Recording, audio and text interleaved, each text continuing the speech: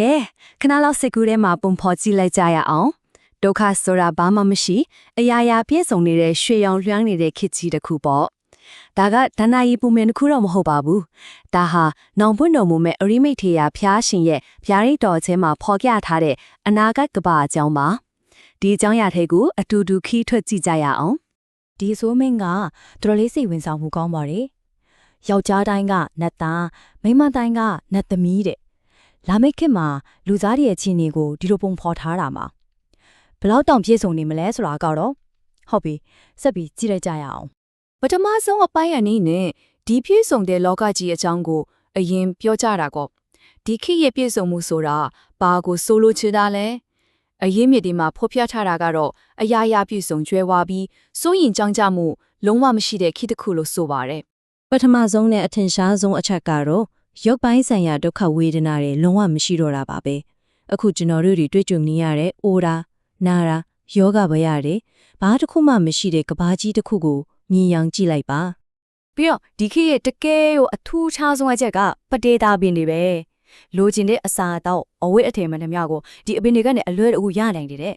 ဆိုလိုတာကနေ့စဉ်စားဝတ်နေရဲ့တဲ့ပူပန်ပြီးရုန်းကန်နေရတဲ့ဘဝတွေလုံးဝကိုအဆုံးသတ်သွားပြီပေါ့ကဲအပိုင်းတွေကိုဆက်သွားရအောင်ထာဝရပေါင်းဖတ်ခြင်းစောင်းနေရတဲ့ပူစရာမလိုတော့တဲ့အခါလူမှုဆက်ဆံရေးတွေကလို့ဘယ်လိုပုံစံဖြစ်သွားမလဲဒီခေတ်ရဲ့လူမှုဖွဲ့စည်းပုံဟာလေတခေတ်ကိုအံ့ဩစရာကောင်းလောက်အောင်တဟာစာတဖြစ်နေပါတယ်မိသားစုပုံကပုံစံကလည်းလုံးဝကိုပြောင်းလဲသွားပါတယ်လူတွေဟာအသက်900ပြည့်မှာအိမ်ထောင်ပြုကြပြီးတစ်သက်မှာတစ်ခါပဲပေါင်းဖက်ကြတယ်အဲ့ဒီနောက်မှာတော့ဘယ်တော့မှခွဲခွာခြင်းမရှိပဲသက်ဆုံးတိုင်အတူတကွတာယာချမ်းမြေ့စွာနေထိုင်ကြတယ်လို့ဆိုပါတယ်နောက်ထပ်တီကေကိုစိတ်ဝင်စားစရာအကောင်းတဲ့အချက်တော့စီးပွားရေးမညီမျှမှုနဲ့စီးရဲမွဲတွေမှုဆိုတာလုံးဝမရှိတော့တာပါပဲရွှေငွေရတနာတွေကိုလူတလောက်အလွယ်တကူရနိုင်တဲ့အတွက်လူတိုင်းဟာချမ်းသာကြွယ်ဝပြီးပိုင်ဆိုင်မှုနဲ့ပတ်သက်တဲ့ပြဿနာတွေလည်းလုံးဝကင်းစင်နေပါပြီကဲအပိုင်းသုံးကိုရောက်လာပါပြီအချိန်မခွဲခြားတော့တဲ့ခေတ်လူမှုဘဝတွေလည်းမဟုတ်ဘူးနော်ဒီခေတ်မှာကဘာကြီးရဲ့တဘာဝကိုယ်နိုင်ကကိုပြောင်းလဲသွားပါတယ်အထူးသဖြင့်အချိန်ကိုတိုင်းတာပုံပါပဲအဲ့ဒီမိတရားဖျားရှင်ရဲ့တန်ခိုးတို့ကြောင့်ကဘာလောကကြီးတစ်ခုလုံးဟာအမြဲတမ်းညင်ညင်တာတာလေးလင်းထိန်နေတဲ့ဒါကြောင့်နေ့နဲ့ညကိုခွဲခြားဖို့နာရီတွေမလိုတော့ဘူး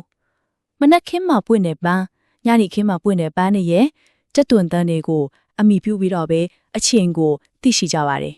ဒါပေမဲ့ဘယ်လောက်ပဲပြည့်စုံတဲ့ခေတ်ချင်းနေပါစေအနည်းစားဆိုတဲ့လောကရဲ့နေရာမတရားအောက်မှာပဲရှိနေတုံးပါပဲ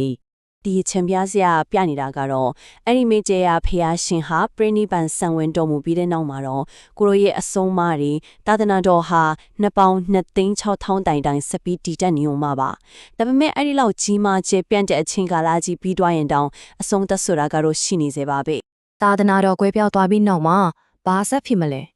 ကဘာပေါင်းကသိန်းတိဖျားပွင့်ခြင်းကောင်းနေကင်းလွတ်တဲ့သိစိတ်ငြိမ်သက်ခြင်းကာလကြီးတစ်ခုဝင်ရောက်လာပါတယ်အဲ့ဒီနောက်မှာတော့ဘာဆက်ဖြစ်မလဲဒါကတော့ခုနကပြောခဲ့တဲ့ရွှေရောင်လှမ်းတဲ့ခေတ်ကာလနဲ့လုံးဝကိုစမ်းကျင်ဘက်ပါပဲဖះရှင်ရဲ့အဆုံးအမတွေကင်မက်နေတဲ့ကဘာပေါင်းများစွာကြာမြင့်မဲ့စัจ java လာရဲ့တိတ်ဆိတ်ငြိမ်သက်ခြင်းကာလကြီးတစ်ခုကိုဆိုလိုတာပါဒါပေမဲ့အဲ့ဒီတိတ်ဆိတ်ငြိမ်သက်ခြင်းကာလရှိကြီးဟာဇလန်ရဲ့အဆုံးသက်တော့မဟုတ်သေးပါဘူးဗျာဒိတ်တော်ရဲ့အရာဘာတွေဆက်ဖြစ်လာအောင်မလဲဆိုတာကိုဆက်ပြီးကြည့်လိုက်အောင်ပါဒီစရာကအမျော်လင့်ချက်ကိုပြန်လဲပြသနေပါတယ်တိတ်ဆိတ်ချင်းကာလကြီးကုံဆုံးသွားတဲ့အခါနောက်ထပ်ကဘာအဆက်ဆက်မှာဖျားရှင်တွေစက်တိုက်ပွင့်ထွန်းလာဦးနေဆိုတာကို